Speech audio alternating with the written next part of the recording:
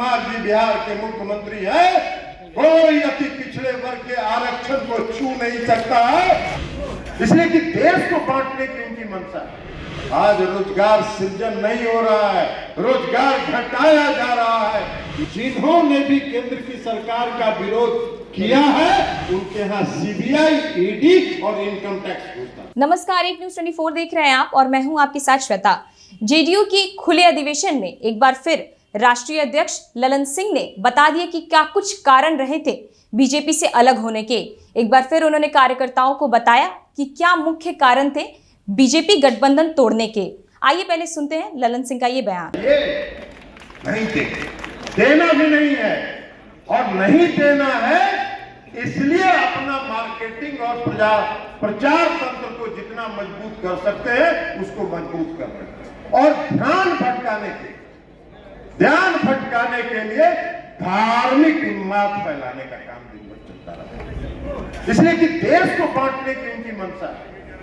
देश के जो लोग हैं, देश के अंदर विभेद पैदा करने की उनकी योजना है। हिंदू में, मुसलमान में, सिख में, ईसाई में, ये सारा तंत्र वो चला रहे हैं। ये कौन चलाएगा? जिसको लोकतंत्र में विश्वास नहीं है, जिसको प्रजातंत्र में विश्वास नहीं है। आपने कहा कि डिक्टेटरशिप की तरफ देश जा रहा है।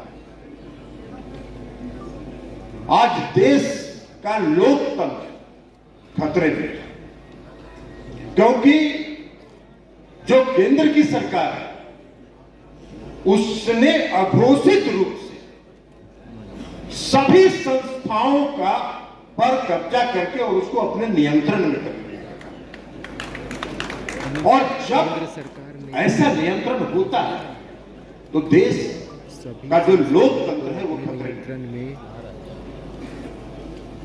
अधिनायकवाद की तरफ इमरजेंसी का दिन हमको याद आता है, 1974 के आंदोलन का दिन हमको याद आता है। हम सब लोग आदरणीय वशिष्ठ दादा, हम लोग के नेता आदरणीय मुख्यमंत्री नीतीश कुमार जी, हम बहुत लोग इसमें हैं जो सब लोग 1974 के आंदोलन में थे। और उस समय की जो परिस्थिति थी आज उससे काफी ज्यादा बदतर स्थिति, और इसलिए हम कर रहे हैं जितनी संस्थाएं, सीबीआई है, ईडी है, इनकम टैक्स है, आप इतिहास उलट के देख लीजिए। पिछले 5 वर्षों का इतिहास उलट के देख लीजिए कि जितने राज्यों में विपक्ष के नेता रहे हैं, जिन्होंने भी केंद्र की सरकार का विरोध किया है उनके यहां सीबीआई, ईडी और इनकम टैक्स घुसता है।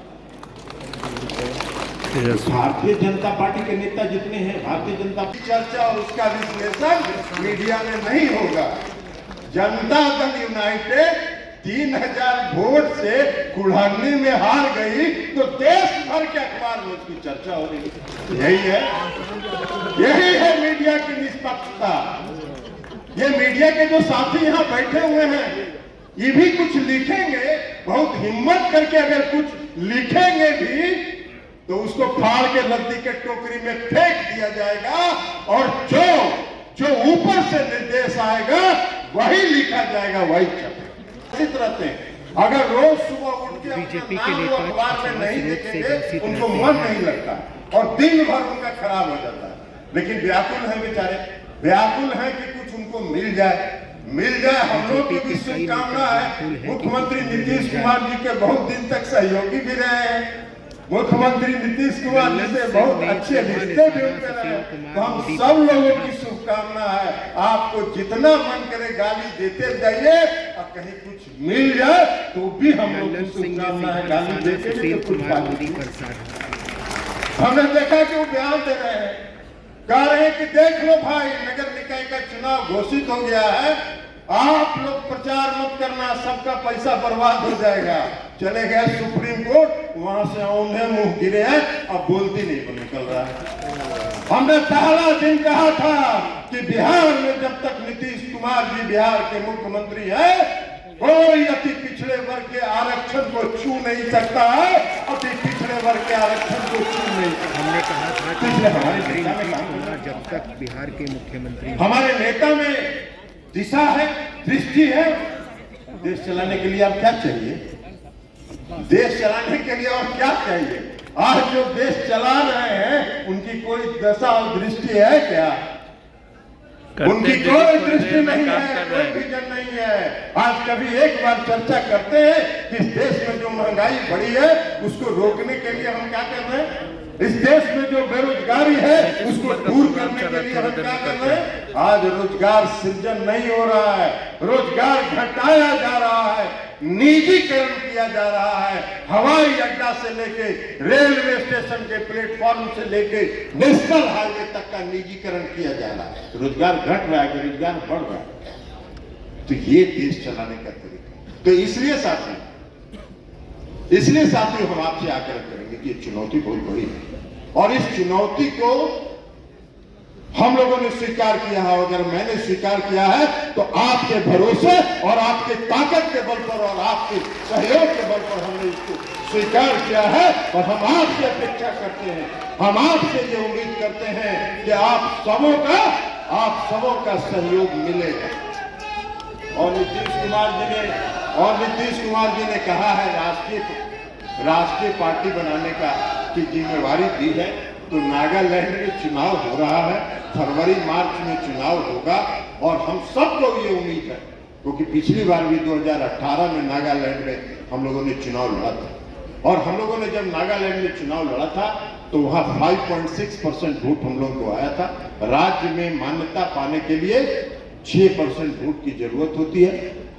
0.4% से हम लोग पीछे रह गए थे।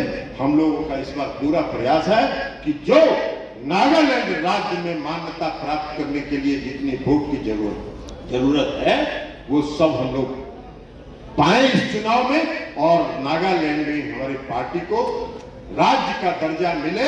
और जब 4 राज्य का दर्जा हो जाएगा तो हमारी राष्ट्रीय पार्टी घोषित हो जाएगी। तो हम लोग का लक्ष्य है, उस लक्ष्य को लेकर हम लोग चल रहे हैं।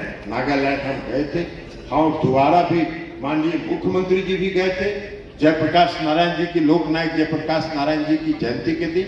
और हम लोगों ने वहां जाके स्टेट पार्टी जो है वहां बहुत ही सक्षम स्टेट पार्टी है, सक्षम वहां के प्रदेश अध्यक्ष है। वो सभी लोग मेहनत कर रहे हैं और मेहनत करके हमको पूरी उम्मीद है कि नागालैंड के इस बार चुनाव में हम लोग। तो आपने सुना ललन सिंह को क्या कुछ कह रहे थे, क्या कुछ कारण बता रहे थे बीजेपी से अलग होने के।